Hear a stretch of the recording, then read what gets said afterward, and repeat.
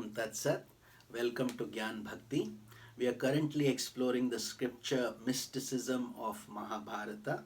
Commentaries by my worshipful Guruji, Swami Jyotirmayananda Ji Maharaj, narrated by myself, Swami Nikhilananda. So in today's satsang, we will start with Mahabharata.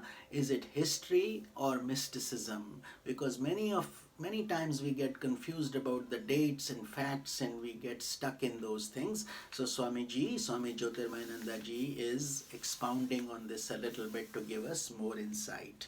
In the Indian literary tradition, the Mahabharata is referred to as Itihasa. Itihasa means history. It must be understood, however, that although there is a historical element in scriptures, historicity is not the important aspect. For sages, historical scriptures recounted not only the lives of kings, but the experiences in human life that reveal the mystery of creation and give insight into the spiritual laws of life. The scriptures were written to give us guidance on the path towards liberation through stories and parables that have profound mystical meaning. So the real nectar and the essence lies in the teachings of these scriptures, not to get stuck in historical dates and actual facts, etc. Thus, when we talk about the mysticism of Mahabharata, we are not saying that the major events in the story of Mahabharata didn't occur. The battle was there, the Pandavas were there, Lord Krishna was there. Rather, we are implying that the events described in the lives of their personalities involved, there were cosmic realities reflected. There was nectar of teachings to be absorbed. Cosmic truth is reflected in every life. But in the lives of great men such as the Pandavas, the reflection is much greater and a mystic current is more apparent.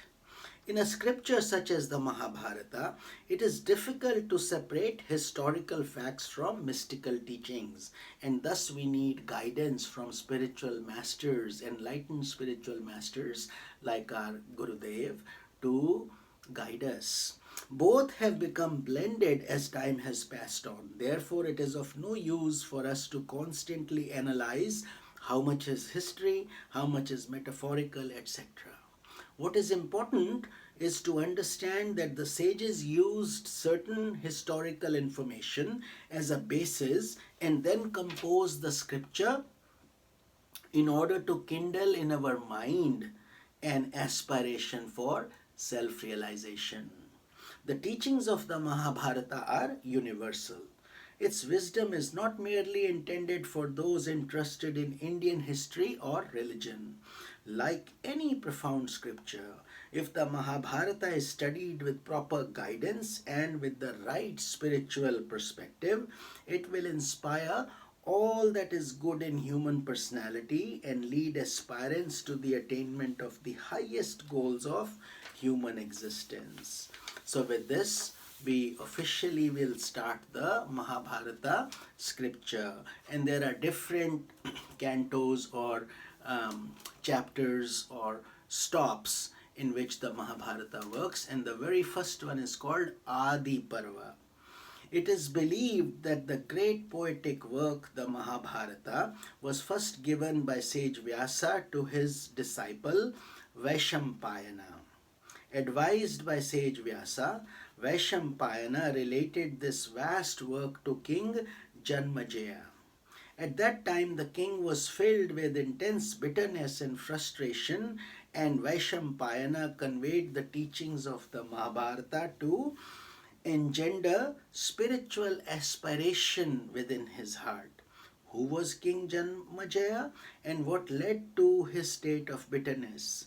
To answer these questions, we must look back to events following the end of the great Mahabharata war.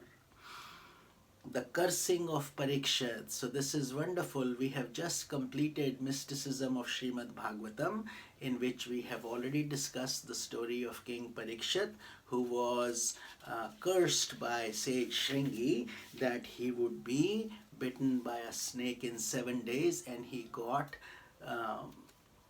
the guidance and teachings in those 7 days, and he attained liberation. That you have already studied. So let's continue. Following the advice of the wise men, Parikshit began to learn about the glory of Krishna through the teachings of Shukadeva, the son of Sage Vyasa. These teachings we have covered, as we just stated, in Srimad Bhagavat Puran. 7 days later, after the teachings were completed, Parikshit was indeed bitten by a snake named Takshaka, and he attained liberation.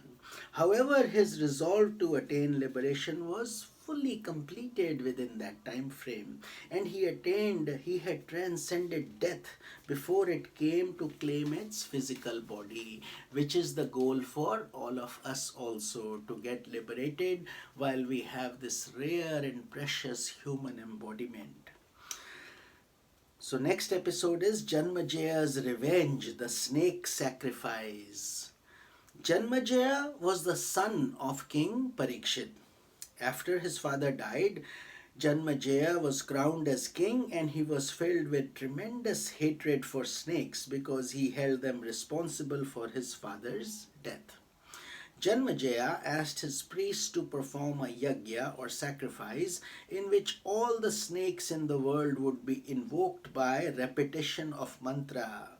Mantra is a mystic formula, and then brought to the sacrificial hall to be destroyed in the fire. That was the strength that they possessed, these sages and saints. According to the story, the sages sat beside the blazing fire, bringing millions of snakes to a fiery end until the time came for Takshak, the snake that had actually killed Parikshit, to be offered as an oblation. Takshaka feared that his end was near, had sought protection from the celestial god Indra, and clung to his throne tenaciously. Knowing this, Janmajaya told his priest, if Takshaka is being protected by Indra, let Indra also be invoked for death along with this snake. Let both enter fire. Just at that moment, in accordance with the divine plan, a young Brahman named Astika entered the sacrificial hall. Addressing Janmajaya, he said, O king, I have a request. It is your duty to fulfill the demands of a Brahman during the performance of sacrifice. The king replied, ask and I will give you what you want. Astika said, let this yajna stop. Of course, the king was bound by his word, and the yajna came to a halt just as Takshaka and Indra were being drawn into the hall towards their death. Could the author of the Mahabharata have intended that we accept literally the description of Janmajaya's snake sacrifice? How could enlightened sages have enjoyed spending all those hours pouring snakes into the fire and smelling such an ugly stench? Not to mention the concept of non-violence or ahimsa that sages generally apply. Actually, the story of the Sarpa Yajna or snake sacrifice has a very profound, mystical, deep meaning for all aspirants. Snakes have played a great role in all mystical systems, representing both positive and negative forces. For example, in the Old Testament of the Bible, it is a snake that lures Eve into eating the apple, thus bringing about the abandonment of the heavenly world. In the stories of Moses, the rod he carries possesses the mystical power to turn into a snake, representing the subtle energy of Kundalini Shakti, the serpent power that unfolds through the spinal centers as one evolves spiritually. In the Indian or Vedic mysticism, there is this Takshak, whose connotations are negative, but then there is also Sheshnaga, who represents the cosmic mind and holds the universe on his 1,000 hoods. It is Sheshnag who incarnates as Lakshmana in the Ramayana and Balarama in the Mahabharata. In the story of Janmajaya's sacrifice, snakes represent vrittis or thought waves of the mind.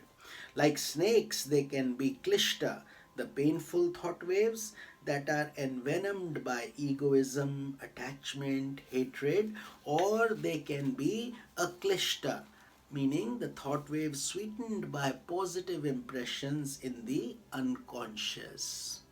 With this, we conclude our satsanga, and I will see you tomorrow. This is Swami Nikhilananda. Om Tat Sat.